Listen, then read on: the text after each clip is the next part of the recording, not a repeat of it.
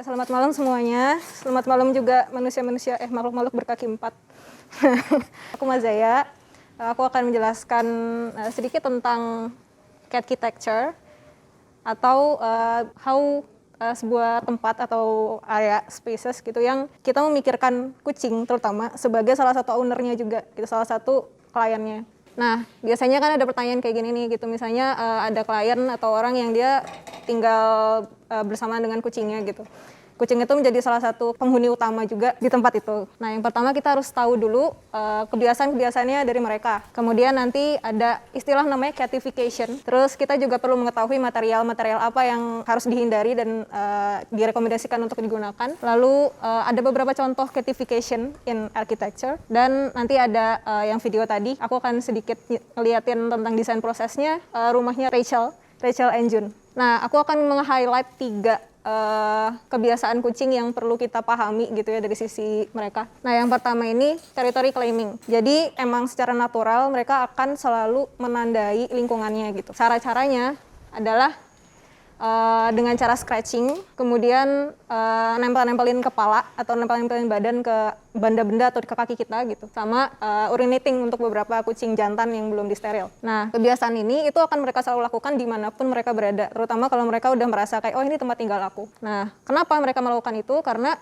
mereka tuh akan merasa secure, merasa nyaman, merasa aman berada di teritorinya mereka. Kemudian next ada kebiasaan lain yaitu melakukan kegiatan-kegiatan mereka. Nah, itu berhubungan sama yang tadi, ketika mereka udah selesai menandai teritori nih, mereka udah merasa nyaman, merasa aman, mereka baru akan melakukan kegiatan mereka dengan bebas. Ibaratnya mereka merasa paling percaya diri lah di teritorinya itu gitu. Kegiatan-kegiatan kucing tuh ya yang bisa kita lihat sehari-hari itu kayak lari-lari, kemudian kalau di alam mungkin mereka ngeliatin mangsa, kemudian memangsa, cari makan, mandi, berkembang biak dan segala macam gitu. Nah, ini adalah beberapa, kalau di manusia mungkin needs and wants-nya mereka gitu. Kalau wants kayaknya mereka nggak punya ya, tapi lebih ke needs gitu. Jadi untuk membuat suatu tempat atau suatu ruang yang nggak cuma numpang, tapi memang kita memberikan ruang gitu untuk mereka, kita perlu merespect needs-nya mereka juga. Nah, ini kebiasaan yang ketiga yang perlu kita tahu juga, bahwa mereka tuh senang untuk memperhatikan sesuatu dari tempat yang tinggi. Mereka kadang suka naik-naik, terus suka berada di situ gitu. Nah, mereka tuh kenapa? Mereka tuh merasa aman, merasa lebih aman dan merasa lebih nyaman untuk memperhatikan dari tempat yang tinggi. Kenapa? Karena mereka bisa ngelihat semua surroundingnya mereka dan mereka nggak ada orang di sekitarnya dia gitu. Jadi dia merasa paling tinggi, merasa paling oke untuk kalau misalnya tiba-tiba aku diserang, dia bisa langsung loncat atau apa gitu. Kebiasaan ini tuh udah kita bisa lihat dari kucing-kucing besar juga. Mereka juga suka memangsa di bawah, kemudian mereka bawa naik ke atas pohon, dia makan di atas pohon. Nah, itu tuh turun juga ke kucing-kucing yang di rumah-rumah kayak gini gitu. Nah, kemudian istilah catification. Jadi catification itu sebenarnya cuma istilah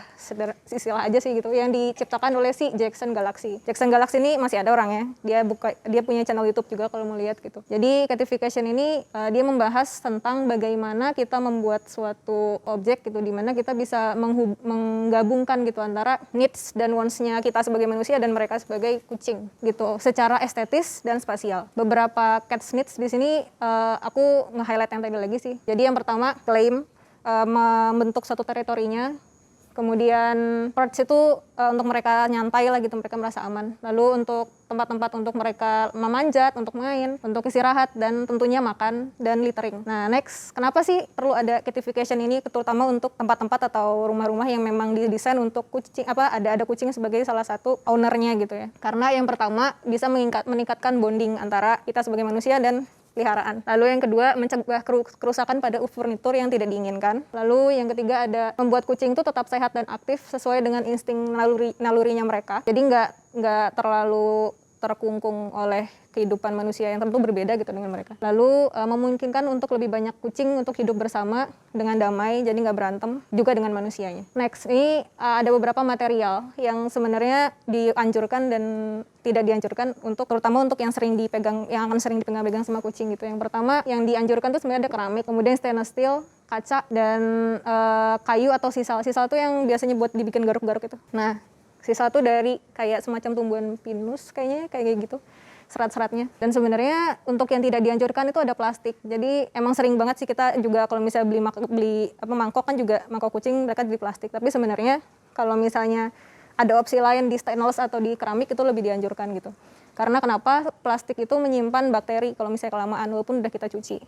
Gitu. Kemudian PVC dan formaldehid yang baru saja dibangun, misalnya baru saja dibikin gitu, itu juga cukup berbahaya. Tapi mungkin kalau udah agak lama nggak apa-apa gitu. Jadi jangan sampai rumah baru-baru dibangun banget terus kucing langsung masuk dengan kena bahan-bahan kimia ini gitu. Lalu aluminium foil itu juga sebenarnya nggak terlalu berbahaya gimana, tapi ada beberapa research yang bilang kalau mereka tuh nggak suka gitu sama aluminium foil. Kemudian next, suatu permasalahan dari membuat rumah atau membuat suatu tempat yang di mana ada manusia dan kucing tinggal bersama adalah flow activity-nya yang harus menjadi satu. Jadi dalam satu ruangan ada dua flow activity yang berbeda dan dimensi mereka juga berbeda kan, ukurannya gitu. Kita sebagai manusia segini ergonomisnya lalala, dan kucing yang cuma segini ergonomisnya juga berbeda gitu. Nah, bagaimana sih cara kita membuat suatu tempat yang harmonis secara estetis dan juga spasial? Kita akan melihat beberapa contoh di rumah-rumah atau tempat-tempat yang sudah terbangun. Next, yang pertama, ini ada New York apartment, nggak tahu namanya apa, di New York yang dirancang oleh V Architecture. Aku highlight beberapa. Nah, mereka tuh punya catwalking system.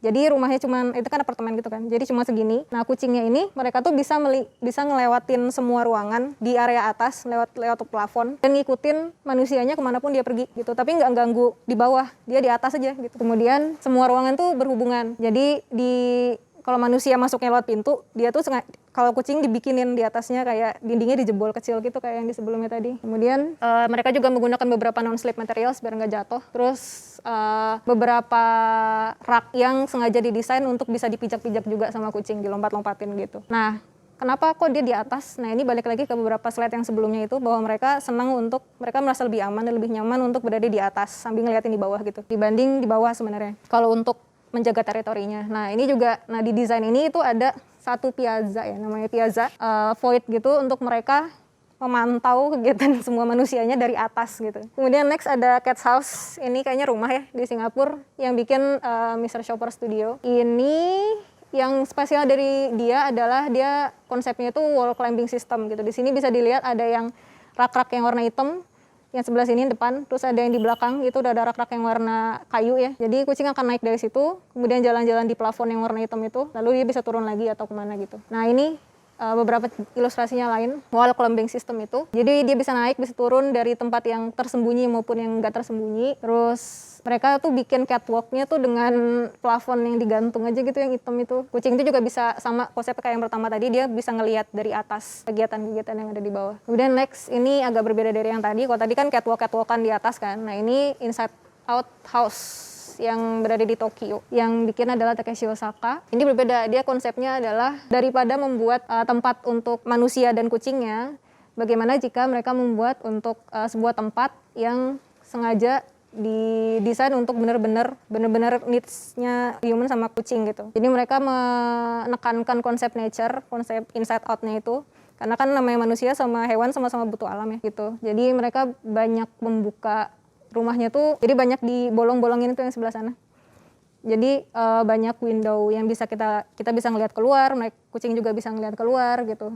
Kemudian bisa kayak yang di foto ini, dia sunbathing tanpa banyak halangan gitu. Kemudian mereka juga punya banyak tempat atau area-area untuk bergerak gitu sih katanya. Kemudian ini ada Cat Love di Seoul yang bikin OBA ya. Nah, ini tuh ada yang di highlight sebenarnya bagian sini aja gitu. Rumahnya kan agak gede sebenarnya. Nah, dia tuh punya cat stairway ke loft gitu. Jadi di area atas itu yang ketutupan sama bidang putih itu ada loft yang mereka gunakan untuk base campnya si kucing gitu. Mereka membuat tangga khusus untuk manusia tuh kan tangga yang sebelah paling sini itu tangga yang kayu. Sedangkan kalau yang kucing dibikinin benar-benar dari plat besi dicat putih itu sesuai sama ukurannya mereka gitu. Naik ke atas berdampingan sama manusia gitu. Lalu ini ada apartemen at Kaohsiung, di Kaohsiung, Taiwan. Salah satu contoh aja gitu, di mana penting juga suatu tempat yang mereka suka tuh kayak window sills namanya. Ada jendela terus di depannya ada tempat untuk mereka duduk dulu gitu. Jadi nggak, kalau misalnya kita biasanya kan langsung dinding, jendela, terus nggak ada apa-apa lagi, ya udah gitu buat kita nggak masalah. Tapi kalau buat mereka itu akan lebih menarik karena mereka bisa duduk di situ terus ngeliatin pemandangan sekitar, tidur atau apa gitu, itu menjadi tempat yang paling nyaman untuk mereka gitu. Maka di sini ada big window sama window sills-nya. Dan ini mah kalau yang cat doors ini beberapa variasi aja gitu, kayak lucu. Terus next ini ada House for Books Lovers and Cats. Nggak tahu nih di mana, tapi oleh BDFO Architects. ini salah satu bentuk dari catwalk juga, tapi beda sama yang awal. Kalau yang awal tadi digantung di ceiling.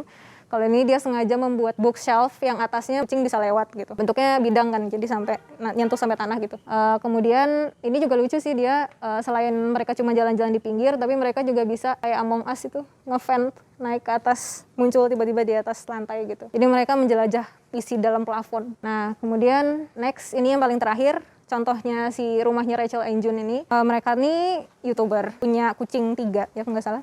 Nah mereka tuh mau bikin rumah, nggak tahu sekarang udah terbangun apa belum, tapi mereka benar-benar menjelaskan bagaimana mereka mendesain sebagai orang awam dan gambar-gambar dari arsitek yang mereka gunakan untuk mendesain juga gitu. Nah beberapa highlightnya tuh nanti kita akan lihat ada stretch columns, jadi kolom-kolom bangunan itu ada beberapa kolom yang mereka mereka lilitin pakai kain yang buat nge-stretch itu, sengaja untuk mereka naik terus ntar nyambung sama catwalk gitu. Terus ada ceiling catwalk, kemudian ada beberapa rak-rak yang ada di dinding gitu untuk mereka lewat. Terus ada window sills juga gitu, jadi tempat ininya tuh jendela, habis itu ada bidang dulu untuk mereka duduk gitu. Mungkin buat kita manusia nggak terlalu penting gitu, tapi mungkin bisa jadi elemen dekoratif yang menarik juga gitu. Nah kemudian ada satu highlight juga bahwa explicit struktur yang diekspos itu bisa menjadi menarik juga untuk mereka, karena nanti kita lihat ada ini slab, terus ada space, terus baru struktur. Nah mereka tuh bisa jalan di atas strukturnya gitu. Selain untuk kita yang mungkin suka dengan yang diekspos gitu, itu juga bisa berguna gitu buat mereka. Nah setelah ini lalu udah selesai, terima kasih.